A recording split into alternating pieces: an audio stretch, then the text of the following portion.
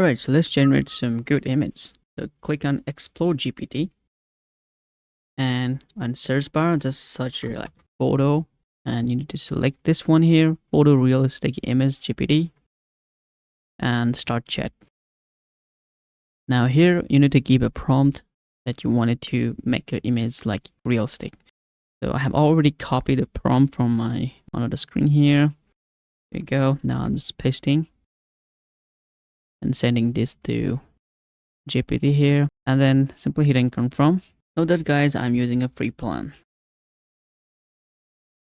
So there you go guys. Now I can download this image and use this for like whatever purpose that you guys wanted to.